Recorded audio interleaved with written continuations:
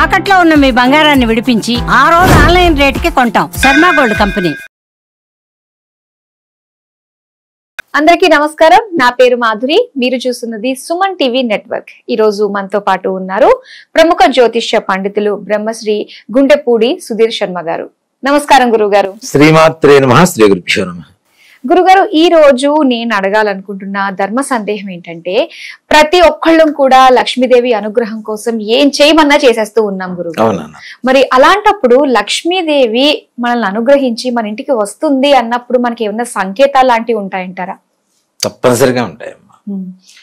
దాన్నే మనం శకునం అంటుంటాం. శుభ శకునాలు, చెడు శకునాలు, ఇవన్నీ కూడా మనం తప్పనిసరిగా పాటిస్తూనే ఉంటారు.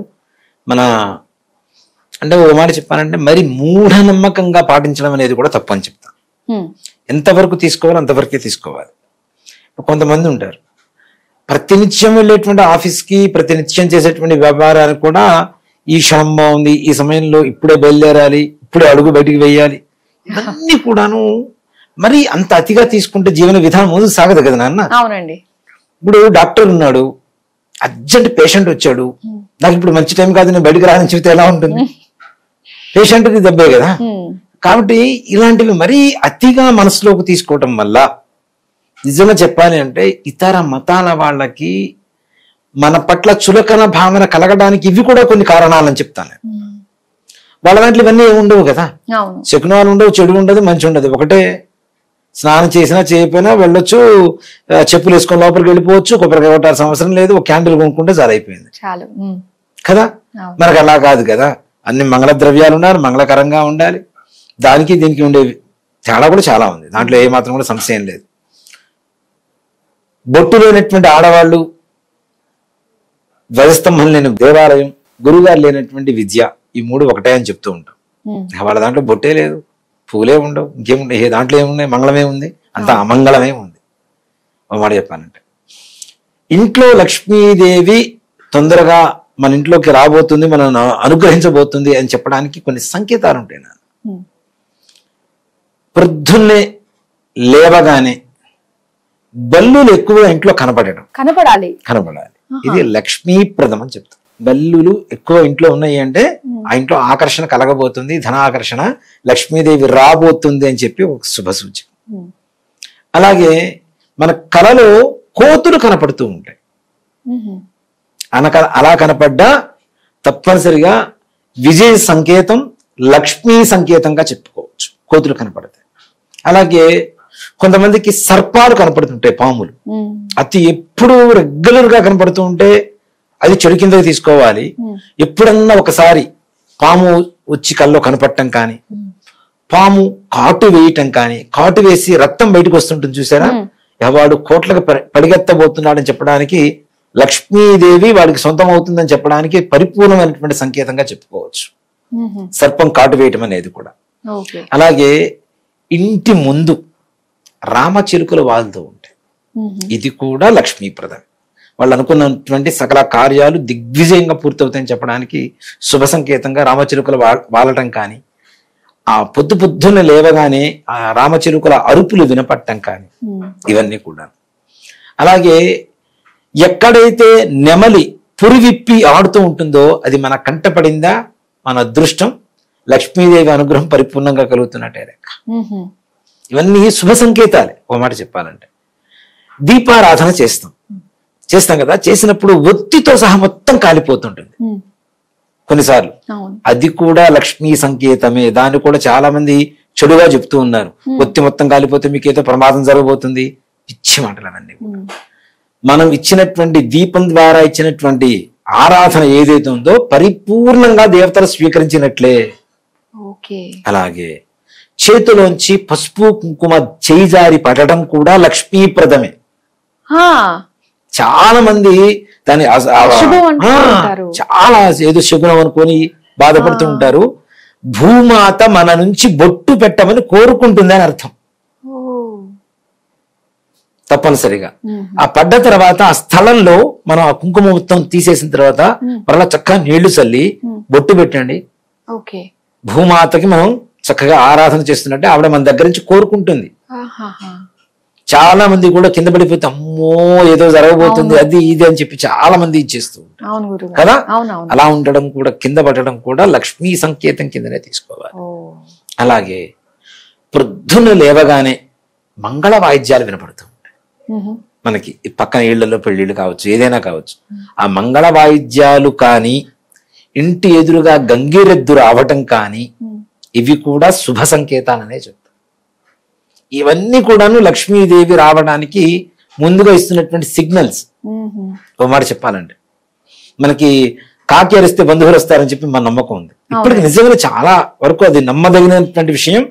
కాకులకు ఉన్నంత జ్ఞానం ఇంకెవరికి లేదని చెప్తాం. అంత జ్ఞానం కలిగినటువంటివి కాకులు. మనం అందుకనే పెద్దలు పెట్టినప్పుడు కూడా పిండ ప్రదానం పెడితే అది వచ్చి ముట్టుకుంటేనే మనకు సంతృప్తి, మనకు వచ్చినటువంటి శ్రార్థం అంతా కూడా సంపూర్ణ ఫలితం మనకు దక్కిందని నమస్కారం చేసుకుంటూ ఉంటాం కదా. అలా చిలకలు కానివ్వండి, నెమళ్ళు కానివ్వండి, సర్పాలు కానివ్వండి, అలాగే ఎక్కడైతే సర్పం మన ఇంటి ముందు నుంచి వెళ్ళిపోతుందో అది కూడా శుభ సంకేతమే తప్పనిసరిగా. ఇప్పుడు మనకి శృంగేరి అనే ఒక ఊరుంది నాన్న, పేరు వినే ఉంటారు మీరు, శృంగేరి శారదా పీఠం. ఆది శంకరాచార్య స్వామి వారు అక్కడ పీఠం పెట్టడానికి కూడా బలమైనటువంటి కారణం సర్పమే. ఎందుకు అంటే వర్షం పడుతుంది, కప్ప తిరుగుతుంది, పాము ఏం చేస్తుంది, కప్పని పట్టుకోవడానికి వస్తుంది, మింగేస్తుంది. కానీ కప్ప తడవకుండా పాము పడగబట్టిందిట వర్షానికి.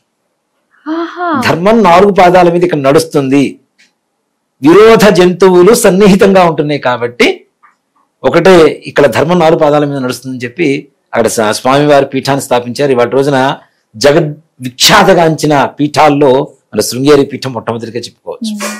యావత్ ప్రపంచంలో గొప్ప పీఠంగా వర్ధిల్లుతోంది. అవునా?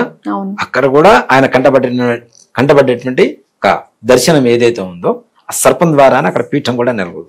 కాబట్టి ఈ సర్పాలు ఇంట్లో లోపల కనబడితే మనకు ప్రమాదం, కానీ ఇంటి బయట నుంచి వెళ్ళటం కానీ ఇవి కూడా శుభ సూచికాల కిందకే వస్తే తప్పనిసరిగా సంతానం లేనటువంటి వారికి కూడా సంతానం కలగబోతుందని చెప్పేటువంటి వాళ్ళు ఎవరన్నా ఉన్నారంటే మానసాదేవి, ఈ నాగరాజు మన సుబ్రహ్మణ్యేశ్వర స్వామి వారు మాత్రమే.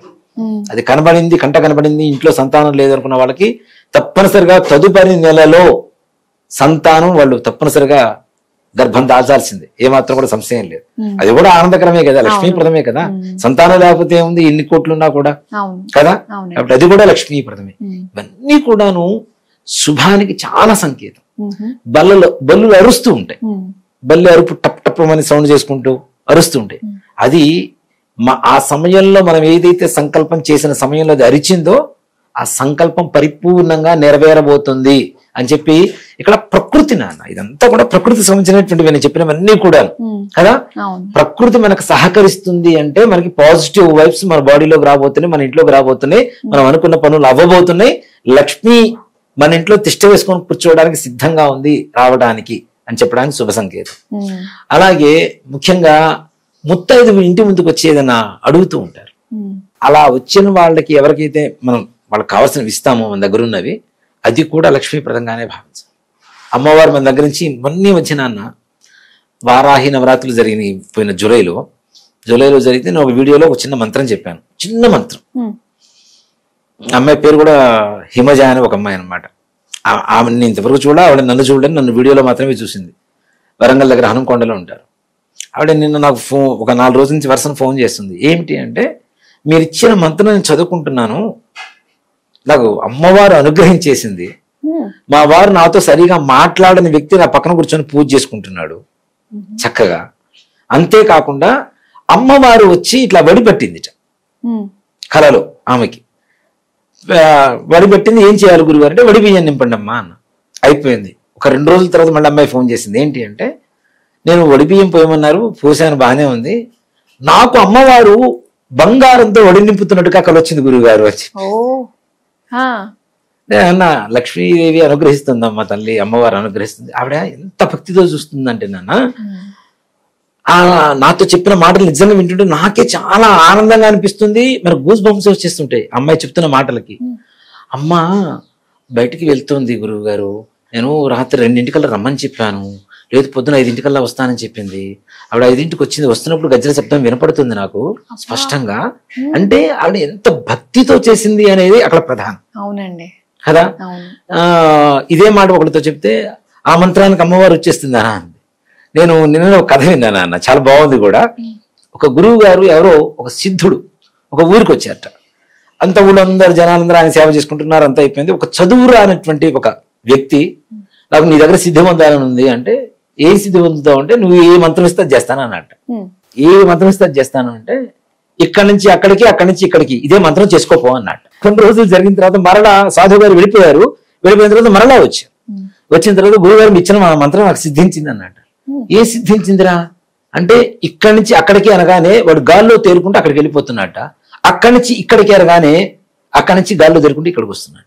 అంటే గురువు మీద ఉండేటువంటి ఒక గురి, నమ్మకం ఏదైతే ఉందో, అమ్మ మీద అంత శ్రద్ధ పెట్టింది. మీరు ఈ మధ్య కాలంలో దాదాపు యూట్యూబ్ లో వీడియోలు చూస్తూనే ఉంటారు. ఒక ఆవిడ, అమ్మా అనుగ్రహించమ్మా, పుష్పం ఇవ్వమ్మా, చూడమ్మా, మా అమ్మ కదా, మా తల్లి కదా అని చెప్పి కొన్ని వీడియోలు వస్తున్నాయి. నేను చెప్తున్నా అమ్మాయి వేరి ఇలా కూర్చుంటుంది, మొత్తం పుష్పాలు మొత్తం పూజ చేస్తుంది చక్కగా. అమ్మా ఇవ్వమ్మా, అనుగ్రహించమ్మా అనగానే ఓ పువ్వు పటం మీద నుంచి అమ్మాయి చేతుల్లో రాలుతుంటాడు. అంటే అక్కడ నమ్మకం ఏదైతే ఉందో ఆ నమ్మకంతో చేస్తే తప్పనిసరిగా మన మూఢ నమ్మకాలు వద్దు, నమ్మకం. నేను అందుకని మొదట్లో కూడా అదే చెప్పాను మీతో, మూఢ నమ్మకాలు పెట్టుకోకండి, నమ్మకంతో చేయండి. తప్పనిసరిగా భగవంతుడి మీద విశ్వాసంతో తప్పనిసరిగా లక్ష్మీదేవి మన ఇంట్లో తిష్ట వేసుకొని కూర్చొని ఉంటుంది. చాలా చక్కగా తెలియజేశారు గురువు గారు. లక్ష్మీదేవి మన ఇంటికి వచ్చే ముందు ఇచ్చే సంకేతాల గురించి ధన్యవాదాలు. శ్రీమాత్రే నమః. శ్రీ గురుభ్యో నమః.